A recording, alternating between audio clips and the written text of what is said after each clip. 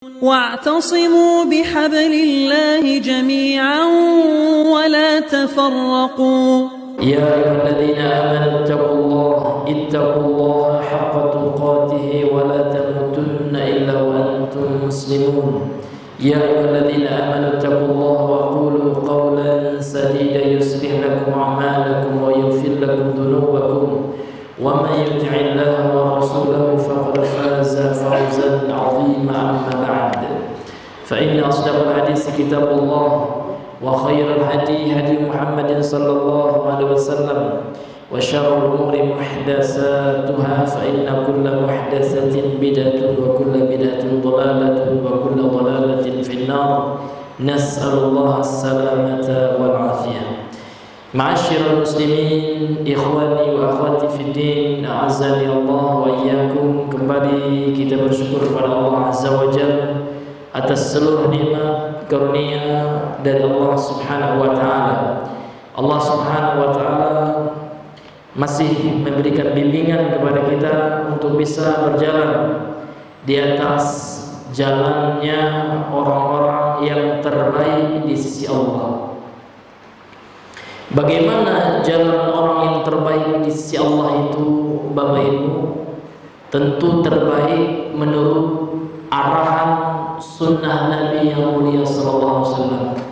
Banyak hadis yang kita hafal, yang kita sering dengar, tinggal lagi pengamalannya. Kata Nabi sallallahu alaihi wasallam sebagaimana dalam hadis yang dikeluarkan oleh Imam Al-Bukhari dari sahabat Utsman ibnu Affan, bahwasanya Rasulullah SAW bersabda, khairukum man ta'allama al-Qur'ana wa 'allama. Sebaik-baik kalian, kata Rasulullah, siapa saja yang belajar Al-Quran. Jadi belajar Al-Quran ini mulai dari dasar, Pak. Belajar cara membaca huruf yang menyusun Al-Quran tersebut. Karena Al-Quran itu terdiri dari huruf. Kemudian Al-Quran terdiri dari kata-kata, kalimat. Al-Quran terdiri dari jumlah kalimat. Dan Al-Quran terdiri dari ayat-ayat, surat-surat, juz.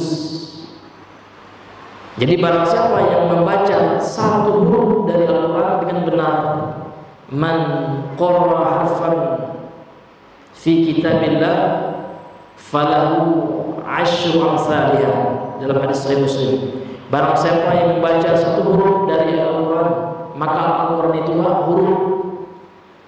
Kenapa kita tegaskan Al-Quran itu huruf? Karena ada di antara sekte dalam Islam ini yang menafikan Al-Quran itu bukan huruf, yang kalamullah itu bukan huruf. Ahlussunnah meyakini Al-Quran ini mengandung huruf. Al-Quran adalah kalamullah, huruf-hurufnya kalamullah, ayat-ayatnya kalamullah. Namun hati-hati, ada sekte firqah yang bernama Asy'ariyah, Maturidiyah, yang mana mereka mengatakan Allah berbicara tanpa huruf. Jadi Al-Quran yang ada sekarang itu bukan perkataan Allah, namun hanya inti dari perkataan Allah, hanya ibarat, hanya hikayat. Ini bukan kata saya, Pak. Tanya kepada ulamanya, orang yang belajar akidah Syariah. Karena saya sebelum bicara ini ada referensinya, ya. Ini bisa dilihat dalam kitab-kitab referensinya, seperti kitabnya Sanusi, Pencipta Sifat 20. Jadi pencipta Sifat 20 bukan sahabat, Pak. Bukan Nabi, ya, bukan. Itu namanya Muhammad As-Sanusi. Ya, ini Bapak Ibu yang dirahmati oleh Allah Subhanahu wa taala. Jadi menurut mereka Allah itu seperti batu, berbicara tapi tidak ada suara, tidak berhuruf. Namun Ahlussunnah tidak. Ahlussunnah mengikuti sabda Nabi. Nabi mengatakan seperti apa? Al-Quran itu, kitabullah itu terdiri dari huruf. Buktinya apa? Dalam hadis Nabi mengatakan man qara harfan min kitabillah, barang siapa yang membaca satu huruf dari kitab Allah. Artinya apa? Kitab Allah itu, kalau Allah ini mengandung huruf. Ini Bapak Ibu yang dirahmati oleh Allah Subhanahu wa taala. luar biasa pada zaman sekarang ini, syubhat. Mudah-mudahan kita Allah jauhkan dari fitnah. Fitnah itu ada dua, fitnah syubhat dengan fitnah syahwat. Kalau syubhat itu berupa pemikiran-pemikiran yang jauh dari nilai Al-Quran dan Sunnah, menyimpang dari Al-Quran dan Sunnah. Kalau syahwat, sesuatu yang bertentangan dengan Al-Quran dan Sunnah yang berupa hawa nafsu. Dia melakukan sesuatu itu tidak lagi sesuai dengan koridor syariat. Contoh berzina, itu orang mengikuti hawa nafsu, itu fitnah syahwat. Karena sudah ada jalur yang sesuai dengan syariat, yaitu menikah. Sehingga segala yang mengantarkan kepada zina itu ditutup rapat-rapat dalam Islam. Sehingga Allah berfirman, wala taqrabuz zina, kata, jangan kalian dekati zina. Artinya seluruh penyebab yang bisa menyebabkan kita terjatuh ke dalam zina itu haram hukumnya. Mulai dari melihat, kemudian berkhayal tentang zina. Nah, ini semuanya Bapak Ibu adalah haram dalam agama kita, karena sudah ada jalan yang halal, yaitu menikah. Kalau menghayal boleh Pak, namun hayallah istri kita. Jangan istri orang, istri orang zina juga, zina hati. Na'udzubillahi min dzalik. Itu gunanya istri itu luar biasa. Istri kita itu sangat bermanfaat bagi kita, menjaga kita, menjaga pandangan kita, hati kita, kemaluan kita dari zina. Luar biasa. Bersyukur kita punya istri, karena masih banyak saudara-saudara kita yang belum dapat istri. Maka kita doakan Pak, kita doakan di malam ini, mudah-mudahan yang sudah mau menikah, belum menikah, mudah-mudahan Allah mudahkan jalan untuk menikah. Amin amin ya rabbal alamin. Bapak Ibu yang dirahmati oleh Allah Subhanahu wa taala, kemudian salawat dan salam kepada Nabi besar Muhammad sallallahu alaihi wasallam wa ala ali Muhammad. Bapak Ibu, kita kembali membacakan kitab Umdatut Tafsir fi Mukhtasari Tafsir Ibnu Katsir yang ditulis oleh Syekh Ahmad Syakir, yang merupakan ringkasan dari tafsir Ibnu Katsir. Dan saya sudah membandingkan dengan buku aslinya, tidak ada yang didistorsi sama beliau. Memang apa yang beliau sampaikan ini tidak keluar dari inti perkataan daripada ahli tafsir Ibnu Katsir rahimahullah taala. Bapak Ibu yang Allah muliakan, pada pertemuan yang lalu kita masih pada tafsir surah Al-Baqarah ayat 84 sampai 86. Kita lanjutkan. Kata beliau, berkata Imam Ibnu Katsir, qala al-Hafiz Ibnu Katsir rahimahullah, wa kanat yahud al-Madinati wa kanat yahudul Madinati salasa qabaila. Adalah dahulu orang Yahudi yang menempati kota Madinah salasa qabail. Ada 3 suku Yahudi. Qabail jamak dari kabilah. Jadi orang Yahudi yang berada di kota Madinah ada 3 kelompok, Pak. Ada 3 suku mereka. Banu Qainuqa, Banu Qainuqa wa Banu Nadir, Hulafa'ul Khazraj wa Banu Quraidah wa Banu Quraidah, Hulafa'ul Aus. Yang pertama adalah Bani Qainuqa, namanya Bani Qainuqa. Kemudian yang kedua Banu Nadir, Banu An-Nadir. Dan ini adalah Hulafa, itu sekutunya suku Khazraj. Kalau Khazraj itu penyembah berhala suku Islam, orang penduduk asli Madinah, namun agamanya musyrik sebelum masuk Islam. Jadi yang pertama Bani Qainuqa namanya, nama suku Yahudi ini. Kedua Bani An-Nadir. Bani An-Nadir ini sekutu ya, berteman, bergabung ya, kerjasama dengan Al-Khazraj. Kemudian yang ketiga wa Banu Quraidah. Banu Quraidah ini adalah sekutunya Al-Aus, suku Al-Aus ya. Fakanatil harbu idzan syabat bainahum qatala kullu fariqin ma'a ulafaihi. Dan apabila terjadi peperangan bainahum, sesama mereka, qatala kullu fariqin ma'a ulafaihi, maka satu kelompok memerangi kelompok yang lainnya bersama sekutu-sekutunya.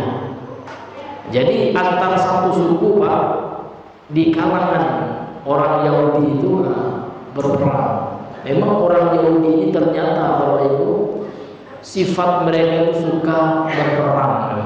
Sudah karakter orang Yahudi sampai hari ini ya, fakta membuktikan, kita saksikan di depan mata kepala kita, di depan televisi kita saksikan ya, di media-media sosial, berita-berita ya, baik itu berita di koran sudah jarang ya, berita di media sosial dan sekarang ya.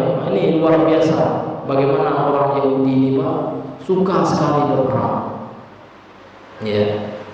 Yang disalah-salahkan orang Islam, padahal Islam tidak pernah orang Islam memulai.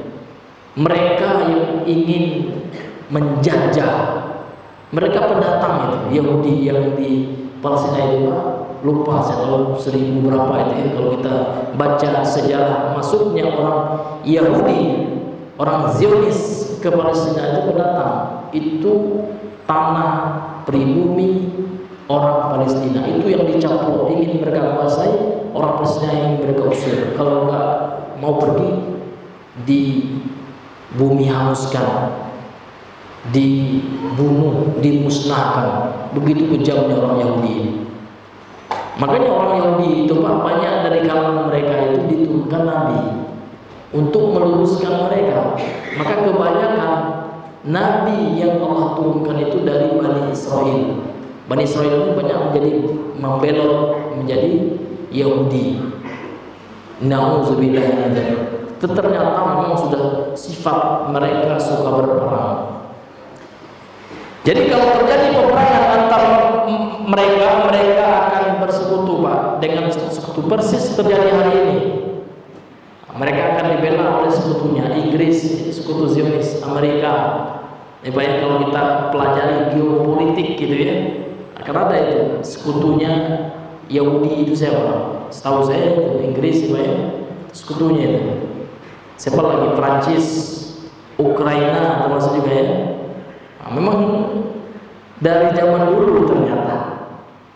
Bahkan musuh mereka bukan Islam, sesama mereka saja terjadi gesekan perang. Nah, sesama Yahudi. Fayaqtulul yahudiyyu a'da'ahu wa qad yaqtulul yahudiyyul akhar minal fariqil akhar. Maka satu Yahudi ya memerangi Yahudi, musuh Yahudi yang lainnya, dan terkadang Yahudi lain memerangi Yahudi yang lainnya. Satu Yahudi memerangi Yahudi yang lainnya ya. Sementara Bapak Ibu, hukum memerangi sesama Yahudi itu dalam kitab suci mereka itu hukumnya haram. Wa dzalika haramun 'alaihim fi dinihim. Hal itu, peperangan itu hukumnya haram atas mereka di dalam agama mereka.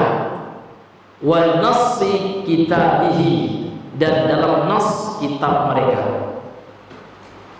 Kemudian setelah berperang yang mereka lakukan, wa yukhrijunahum min buyutihim, mereka mengeluarkan musuh-musuhnya yang kalah itu, mereka usir dari rumah-rumah mereka, persis seperti kelakuan Yahudi hari ini. Mereka mengusir orang-orang Palestina dari rumah-rumah mereka. Begitu juga kelakuan Yahudi di Madinah ketika itu. Ini luar biasa perangai orang Yahudi. Jadi yang suka musir-musir itu Yahudi namanya. Iya, tanpa salah orang diusir, ya itu Yahudi itu.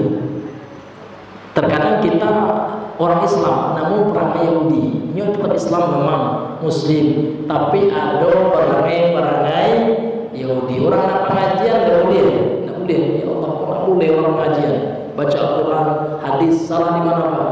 Nggak boleh. Wahabi deh. Jadi orang yang suka mengusir-usir itu pak, ada perangai Yahudi pada diri mereka, namun nggak mereka sadari.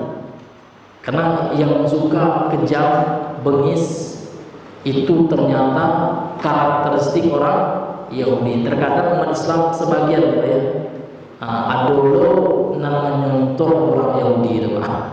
Naudzubillah, mudah-mudahan Allah yang hadir di sini pak jauh dari perangai orang Yahudi. Jadi mengapa kita bercerita tentang Yahudi pak? Supaya kita bisa menjauhi karakter mereka, sifat mereka, supaya tidak contoh. Ini Bapak Ibu yang dirahmati oleh Allah Subhanahu wa Ta'ala.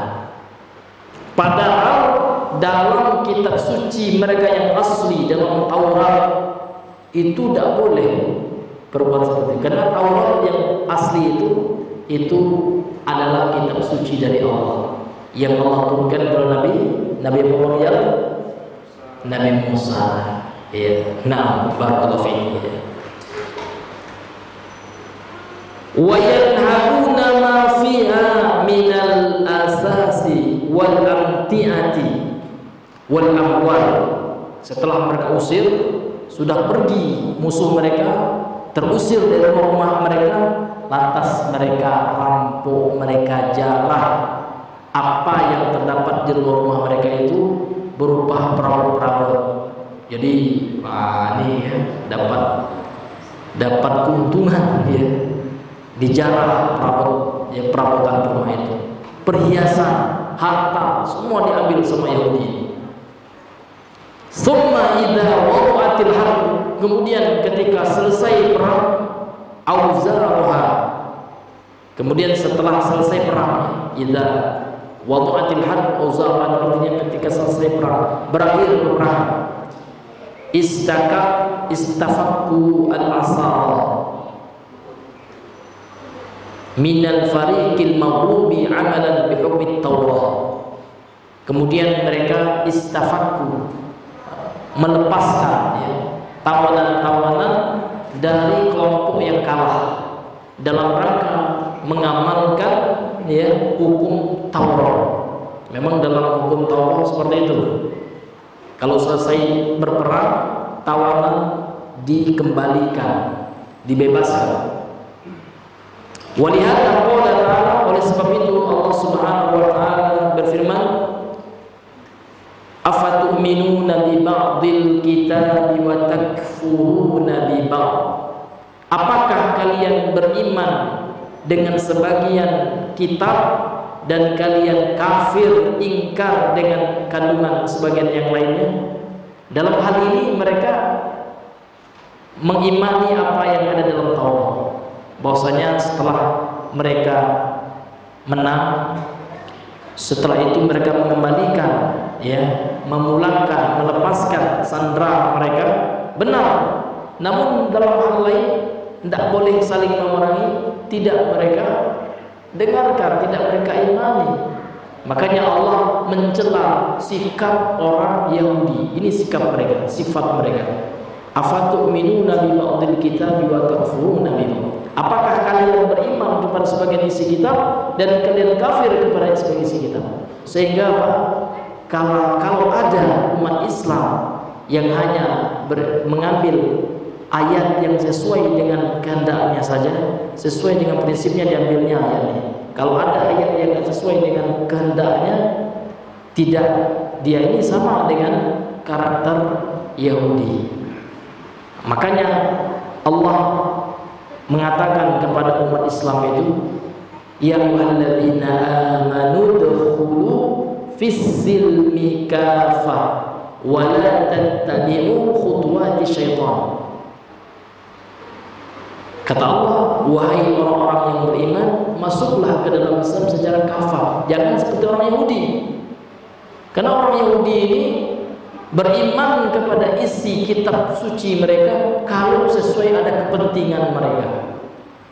Nah, kalau nak menggalih pakai ayat, Pak, ayo Pak, dengan saya ini sesuai syariat ini, Pak, ya kan ini insyaallah syariah. Bukankah Allah mengatakan wa ahallallahu al-bay'a wa harrama riba, Allah menghalalkan jual beli dan mengharamkan riba, ini insyaallah. Artinya ayat itu saja, padahal yang lain ada juga ayat tidak dipakai. Yang sesuai dengan kepentingannya dipakainya, yang tidak sesuai dengan kepentingannya tidak dipakainya. Ini contoh, Pak, contoh ya.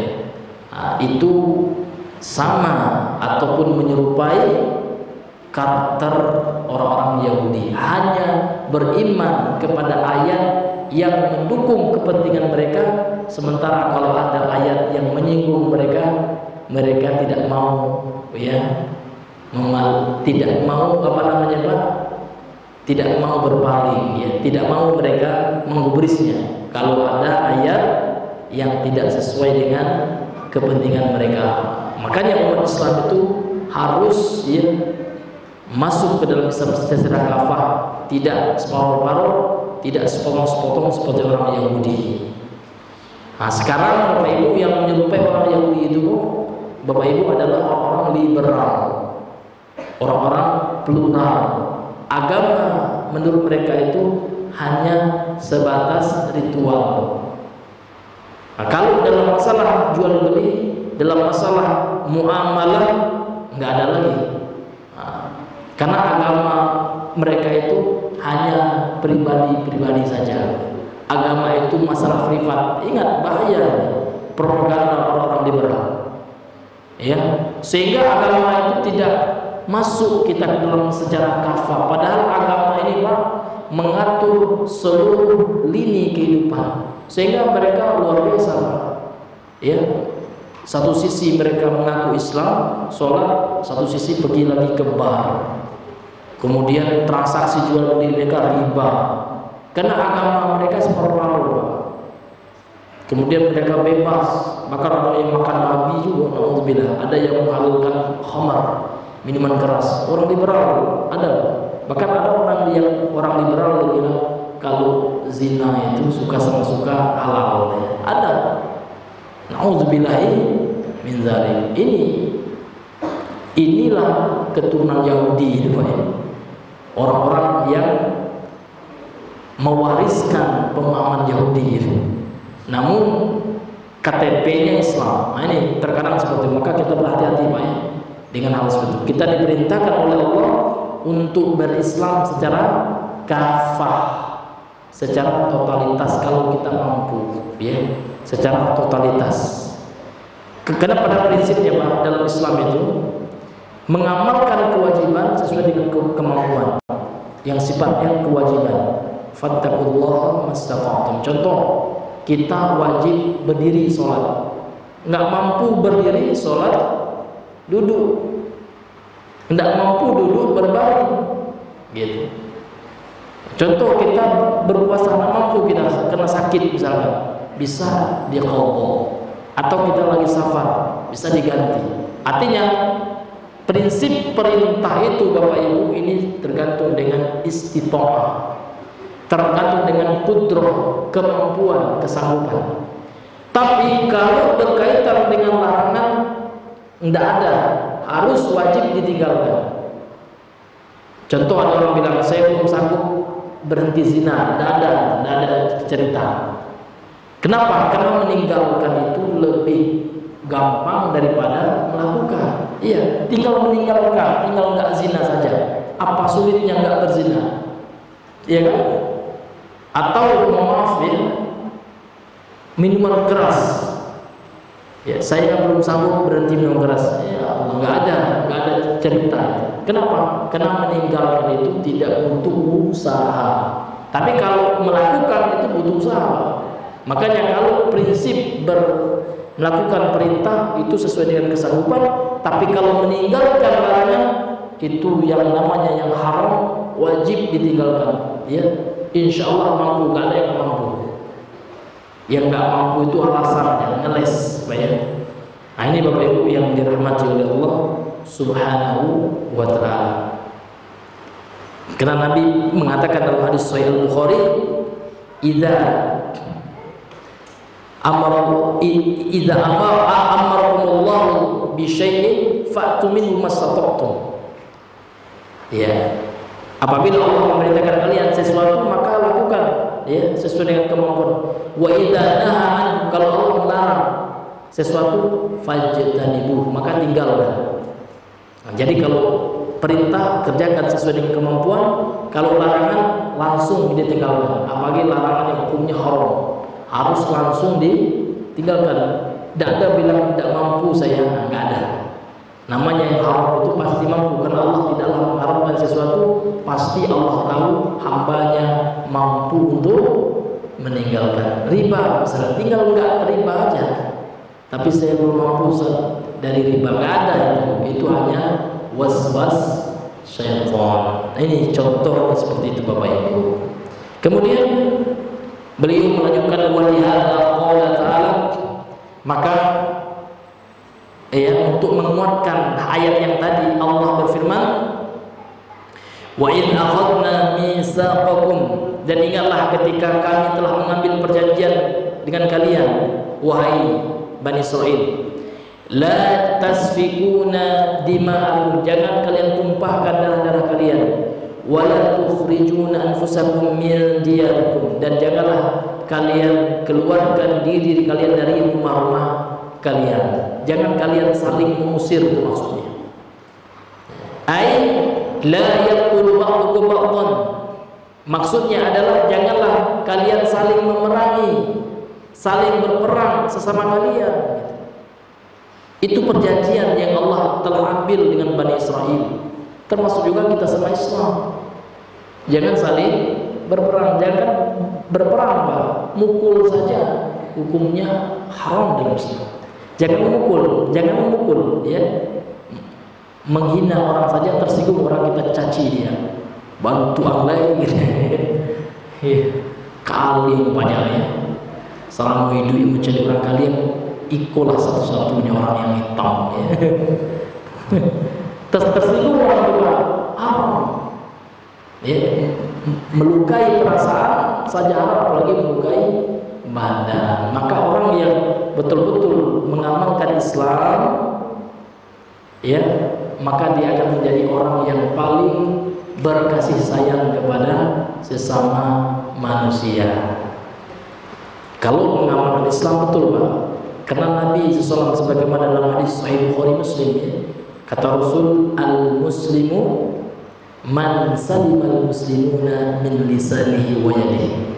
Muslim, yang dikatakan muslim, orang Islam yang sebenar, orang Islam itu adalah apabila orang Islam yang lainnya selamat dari gangguan lisan dan tangannya. Selamat dari lisan artinya dia tidak mencaci orang, tidak memfitnah orang, tidak memgunjing orang, tidak mengadu domba. Ini luar biasa adu domba ini, Pak, ya. Ya. Manusia disamakan dengan binatang, itu domba. Domba itu nama binatang, ya, Pak. Jadi orang yang mengadu domba ini, Pak, sudah melecehkan manusia. Kenapa? Karena manusia sudah digantinya nama. Adu domba, berarti manusia ini sudah dianggapnya bukan manusia lagi, ya, Pak. Sudah dianggapnya domba. Domba itu binatang, gitu. Itulah kejamnya namam.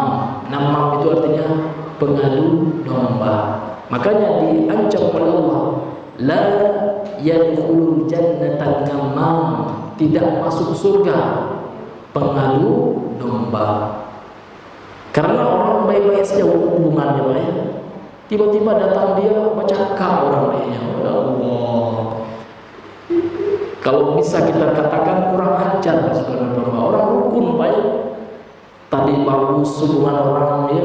gara-gara dia, bahkan yang dia lombanya bukan orang ustaz, kadang tuh ya, pecakap ustaz, ditazir ustaz itu, karena yang lomba ustaz, tahu nggak tuh ustaz yang apa tuh, apa tahu ya, nyulat selesai ini ya, lah karena yang manhaj karena ini ya, tazir ustaz itu, iyalah, itu parah tuh, ya, nggak ada loh tabaran, gitu. Itu Pak, itu parah gitu. Akhirnya bercakap ustaz rumah, ya saling debat, bantah-bantah, tidak harmonis hubungannya, ya kan?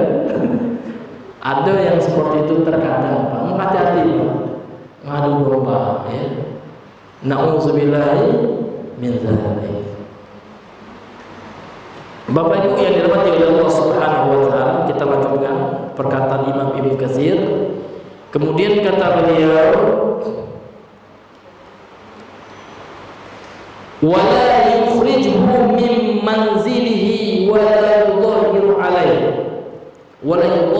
alaihi, dan janganlah dia mengeluarkan saudaranya dari rumahnya, dan jangan pula dia pongah atas saudaranya, ya, menampakkan diri, membusungkan dada. Ini termasuk mananya.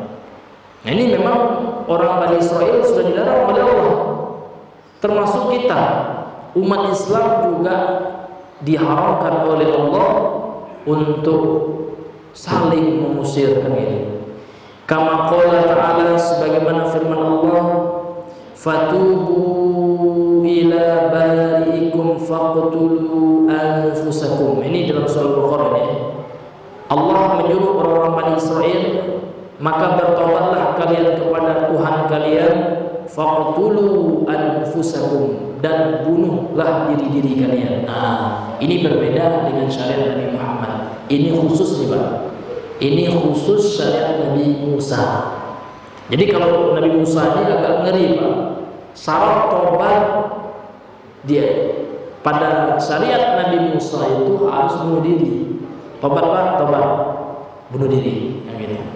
Nah, dan ini sudah dihapus pada syariat Nabi Muhammad, tidak berlaku lagi, sudah dimansukh namanya, sudah diamandemen, sudah expire syariat ini. Karena syariat Nabi Muhammad mengharamkan bunuh diri. Ya, bunuh diri itu bagaimanapun alasannya tidak dibenarkan, apapun alasannya. Jangan mentang-mentang terbelit pinjol bunuh diri, tidak ada. Jangan. Lalu karena yang pertama dosa riba pinjol, yang kedua dosa bunuh diri. Bunuh diri itu berat. Bahkan ada ulama yang mengatakan pelaku bunuh diri itu mesti masuk neraka dulu. Kenapa? Ya, karena ada hadis ancaman yang mengatakan mereka mesti masuk neraka dulu. Tergantung nanti keyakinannya. Kalau dia tidak menghalalkan bunuh diri, insya Allah berarti dia tidak kafir. Berarti dia masih ada tauhid, bisa nanti diampuni oleh Allah lagi, dikeluarkan 8 tahun dari neraka. Tapi kalau orang menghalalkan bunuh diri, ini ulama mengatakan termasuk menghalalkan yang diharamkan oleh Allah dan itu batal keislaman. Dikhawatirkan dia kekal selama-lamanya di neraka. Maka hati-hati Pak ya. Orang-orang sekarang mudahnya bunuh diri Pak ya. Iya, seolah bunuh diri ini adalah solusi terbaik. Tapi tidak, ini solusi yang menghancurkan ya. Orang putus asa banyak Pak ya. Ambu-ambu dan bini ya. Sampai 10 tahun dan bini ya. Kantung diri lagi gitu. Rugi Pak. Bini lah tapi masuk neraka. Rugi Pak. Rugi sekali kita. Bini tidak dapat ya. Ya kan? Mati masuk neraka pula kan rugi Pak. Nah, ini bagi orang bunuh diri. Karena saya baru baca ada artikelnya, ternyata tingkat bunuh diri di Indonesia meningkat gitu Pak. Meningkat, bisa lihat di internet. Apalagi sekarang banyak kasus pinjol dan judi slot. Nah, ini penyebab dua ini berdasarkan survei ya. Dua ini penyebabnya. Karena judi slot itu Pak bukan kalangan tua-tua saja, bukan 30 KT aja Pak. Anak SMA, SMP sudah mengenal yang namanya judi online. Itu ngeri sekarang. Alhamdulillah, ngeri Pak. Maka hati-hati Pak, anak kita punya HP, kontrol apa isian HP-nya. Ternyata isinya ada akun judi. Na'udzubillah, lantian HP Pak, asalkan anak kita jangan berjudi. Makanya solusi sekarang alhamdulillah ya, anak-anak kita yang di pondok pesantren, alhamdulillah ini nikmat besar. Anak kita masuk pondok pesantren. Di pondok pun banyak juga tantangan, pembulian, pencabulan, ya, penghomoseksual lah gitu. Ada video. Memang di mana-mana banyak tantangan sekarang Pak ya. Tergantung kita sebagai orang tua memilih dan memilah mana pondok pesantren yang aman. Hati-hati juga. Kemarin viral ya di Bukit sampai orang, nauzubillah. Sedih kita. Anak yang dicabuli. Tidak lo perempuan Pak laki-laki disodomi, nauzubillah. Sampai orang. Ternyata itu penyakitnya menular. Ternyata ustadznya pelakunya itu dulu juga digituin. Waktu dia menjadi santri, Allah berkali-kali digitukan oleh ustadznya pula. Jadi lah mode MLM penyakit. Ya Pak, berantai. Nauzubillah, ngeri kita, ngeri. Kita berdoa kepada Allah dijauhkan oleh Allah anak kita dari hal seperti itu. Jadi kalau ada anak di pondok banyak doa. Karena kata Rasulullah dalam hadis sahih, di antara doa mustajab itu adalah da'watul walid li waladihi. Doa orang tua terhadap anaknya. Doakan anak kita ya, dijauhkan oleh Allah dari ya hal-hal itu. Ya dari homo luar biasa, dari pencabulan ya, nauzubillahi min dzalik. Ini luar biasa sekarang. Fitnah akhir zaman luar biasa. Kemudian Bapak Ibu yang dirahmati oleh Allah Subhanahu wa taala, wa dzalika anna ahlal millatil wahidati bi manzilatin nafsil wahidah. Sesungguhnya pemilik agama yang satu ini atau umpama satu tubuh. Karena memang agama kita dengan agama Nabi Musa dengan agama Nabi Ibrahim itu sama. Agama tauhid yang berbeda cuma syariat saja. Ada perbedaannya. Syariat Nabi Muhammad dengan Nabi Musa. Namun secara prinsip tauhid mengesahkan Allah itu semuanya sama. Iya. Adapun orang-orang Yahudi yang tidak mengesahkan Allah, maka itu Yahudi dari kafirnya. Kan ada orang bilang ada Yahudi Muslim, ada Yahudi Muslim. Kalau masuk Islam, nah, seperti Waraqah bin Nawfal. Waraqah bin Nawfal ini Afan itu Nasrani, ya?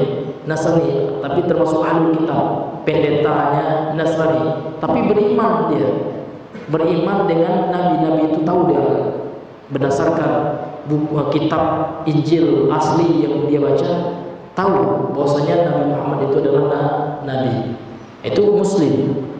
Jadi orang Yahudi yang ada sekarang itu kafir semua, nggak ada yang Muslim. Karena kalau dia Muslim dia masuk Islam. Kan orang bilang ada alul kitab yang beriman, ada alul kitab yang sebelum masa kenabian Nabi Muhammad SAW, dan dia masih berpegang teguh dengan Alkitab yang asli, Injil yang asli, Taurat yang asli. Itu Alkitab yang beriman. Tapi kalau yang ada sekarang tidak ada lagi. Yang ada sekarang masuk ke dalam keumuman firman Allah, innal ladzina kafaru min ahlil kitabi wal musyrikin fi nari jahannam khalidina fiha ulaika hum syarrul bariyah. Masuk ke ayat ini semuanya. Sesungguhnya orang-orang kafir itu kata Allah min ahlil kitab, berasal dari Alkitab. Jadi Alkitab setelah Nabi Muhammad diangkat menjadi Rasul. Kalau ada yang tidak menerima kenabian Nabi Muhammad, kafirlah itu. Ya.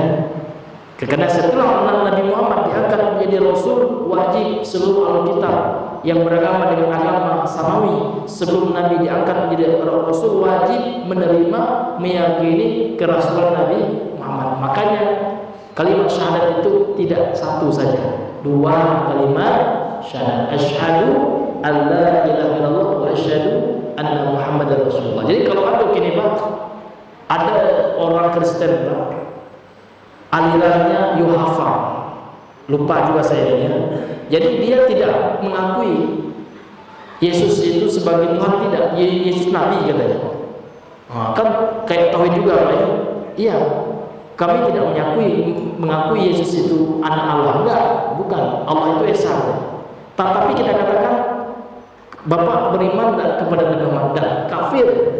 Karena syarat beriman itu dua, tidak hanya mengesahkan Allah, namun yang kedua harus meyakini Nabi Muhammad sebagai utusan Allah. Kalau dia tidak percaya dari utusan Allah, bukan muslim. Berarti syahadatnya tidak lengkap. Makanya syahadat itu bukan satu, dua kalimat syahadat. Persaksian kita mengesahkan Allah yang pertama, yang kedua meyakini Nabi Muhammad adalah hamba dan utusan Allah. Itu ada sekte dalam agama Kristen ada. Iya, Yehova ya, itu. Dan banyak sekarang kata teman saya berkeliaran. Iya, dia kayak apa menguji orang ya. Dia mengatakan kami juga mengesahkan Allah katanya. Nah, ini tipu muslim yang kadang diajarkan selama tetap gitu. Ya, masuk kepada agamanya. Nauzubillah min dzalik. Iya, benar-benar dirahmati Allah Subhanahu wa taala, karena sudah masuk waktu yang mudah-mudahan yang singkat ini bisa bermanfaat bagi kita, menguatkan keimanan kita kepada Allah Subhanahu wa taala. Amin amin ya rabbal alamin. Subhanakallahumma bihamdika asyhadu an la ilaha illa anta astaghfiruka wa atubu ilaik. Assalamualaikum warahmatullahi